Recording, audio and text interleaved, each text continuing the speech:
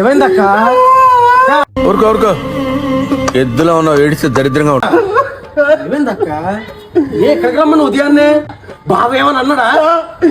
మన మామ కళ్ళకి వచ్చి మన పార్టీలు ఉంది కదా, అమ్మితే ఎవరికి అమ్మొద్దు, మీ చెల్లికే అమ్ము, ఇంత కుటుంబం ఉన్నా మంచి మంచి మీ చెల్లికే ఉంది అన్నాడు.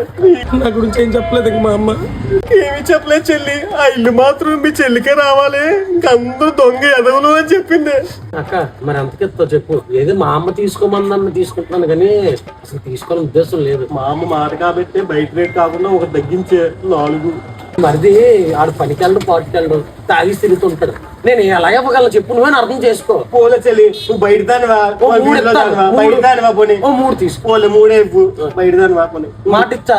మాట మాట దేవుడి సాక్షిగా మాట. నువ్వు అక్కవేనా?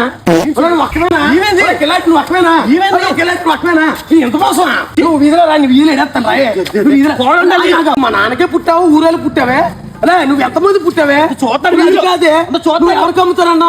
ఆ కిల్లాడి మా అమ్మ అంట నీకు వచ్చి చెప్పిందా? నువ్వు పెద్ద కిల్లాడివే ఏంటి? ఏంటి మా అమ్మ వచ్చి నీ కళ్ళకి వచ్చి నాకు ఇల్లమ్మ ఊరు చాడు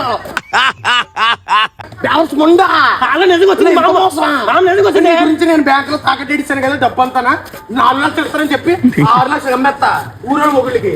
అలా మాట్లాడుకుంటూ వెళ్ళిపోతున్నా. దేవుడి దగ్గర కూర్చొని పెద్ద ఏదో భక్తురాల్లాగా అక్కడ కూర్చొని సొల్లు మాట్లాడినా చెప్తావు, సొల్లు మాట్లా చెప్తావు. నేను నన్ను మోసం చేసింది ఏముండా ఈ రోజుకి పోయి చచ్చిపోద్ది. వాళ్ళ పిల్ల చల్ల లేకుండా ఊరి ఈరిపోయి మొగుడు చచ్చిపోయి ఉండవైపోతావు నువ్వు. నువ్వు మనిషి పశువు అలా